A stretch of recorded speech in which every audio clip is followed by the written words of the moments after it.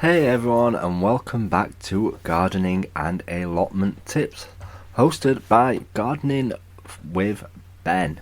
And if you're new to this podcast, welcome to this new podcast.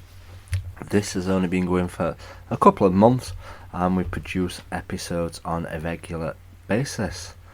So make sure you click that subscribe button, and then you get updated as and when new podcasts appear.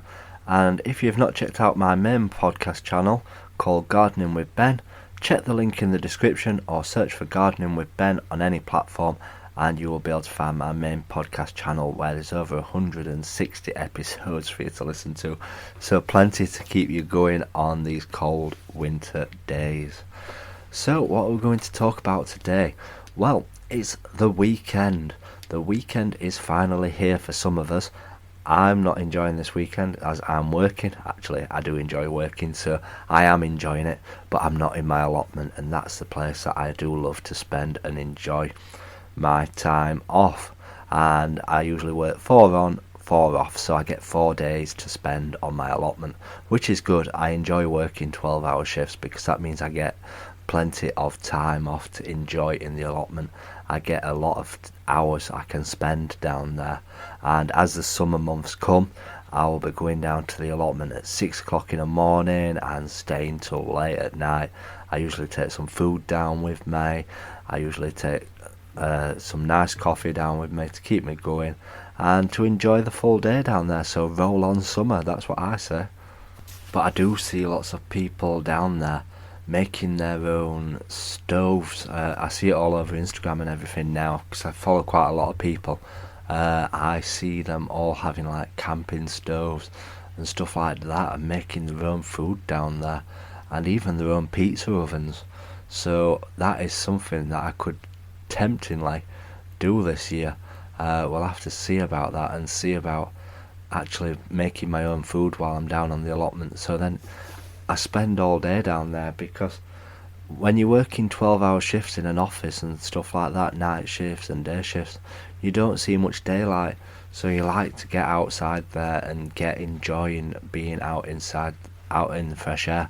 And that's why I enjoy working in all weathers down at the allotment, because you're just enjoying the fresh air and the open surroundings and being there. So what are we talking about in today's allotment podcast? Well, today we're going to be talking about making those important garden lists. And quite a few of you might think, garden lists? Garden lists are never ending. They go on forever and ever and ever. You never get to the end of the list. And that is true. That is very much true. But what I always like to do when I'm working on my allotment and on my garden, before I have my 4 days off, I think about my allotment and my garden, and I write down a couple of main jobs what need doing, like how many beds I'm going to clear throughout the 4 days, and then I'll also write down a few other jobs which need doing down at the allotment. I don't make the list too long because you'll never complete it. Make a list what is just suitable for the amount of time that you are there, and if you get it all done, fantastic. You can sit back, relax and enjoy the fresh air. That's what you hope. That's the thing. I've not even got a bench on my allotment. I've talked about this in one of my other podcasts. I do need a bench on my plot to actually sit there and enjoy being out in the fresh air. But yeah, never make the list too long that you won't complete it, because you will just think, I'm never going to manage this, and you'll be putting too much pressure on yourself and you won't complete it. So think about what jobs need doing. Just write down a few small jobs what need doing each day, whether it going around pruning your apple tree, whether it be cutting back your raspberry canes ready for the year ahead, or whether it's just sweeping some leaves up or just weeding one bed. Make yourself a nice easy list of jobs which need doing and see how many you can tick off in the day.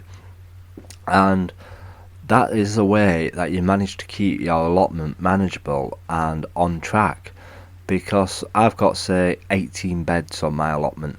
So what I'll say to myself is, over them 4 days, I will hoe 6 beds one day, 6 beds another day, and 6 beds the week after. And that way you'll keep on top of the weeds, and the weeds won't win. And that's what I always say anyway, but it never happens because something usually happens down at the plot, and I usually end up having to do other jobs down there.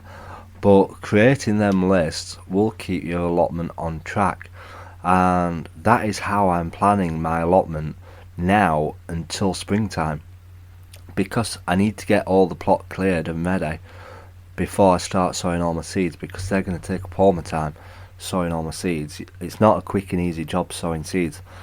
Putting all the compost in the trays, putting the seeds in, putting the compost on, watering them, writing the label.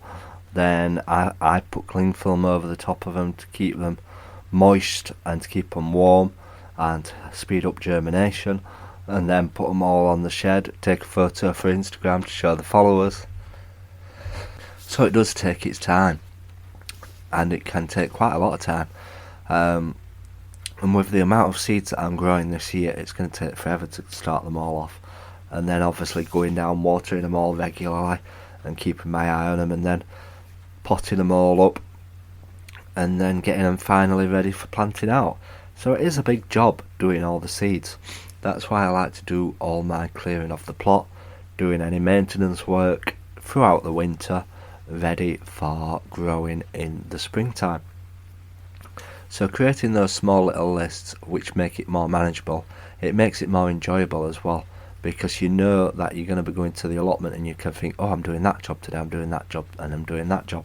And if I get all them jobs done, then I can come home and relax and have a nice warm coffee. But yeah, hopefully you can get all the jobs done. But sometimes the jobs go amiss because obviously other things crop up, like the storms we've just had, Storm Dudley and Storm Eunice.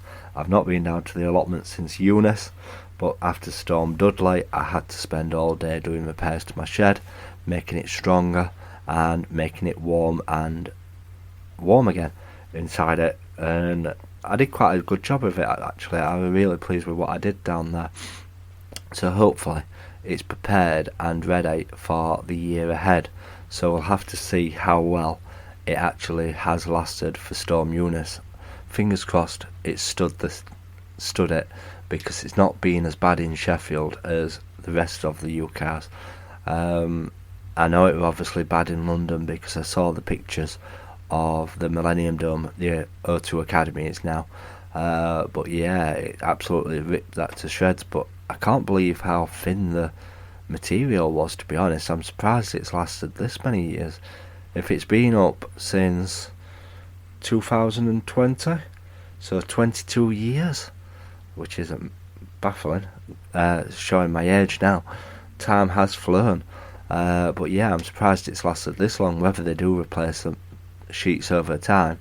But yeah, they do really need to think about making that more stronger, especially if people are in there on concerts and stuff like that. It definitely does need to be stronger for future, better material. So yeah, sometimes obviously these storms can bring out the good out of things, because you do make things better to withstand the stronger climates that we're having. So make those lists, create yourself one for this weekend, see how many jobs you can get done. But remember, I think it is going to snow a bit this weekend in some areas, so be warned of that. Put on your list to sort your seeds out this weekend. That is one job what needs doing. So create those lists, tick them off as you get by, and encourage yourself to get on with those lists. So until next time, make sure you do click that subscribe button to stay up to date with all our podcasts. It's amazing how many people are subscribing to this podcast now. It is really making me smile each day when I look at how many people have subscribed. So thank you if you have subscribed. Until next time, remember, keep smiling, keep gardening, and keep listening to Gardening with Ben's podcasts.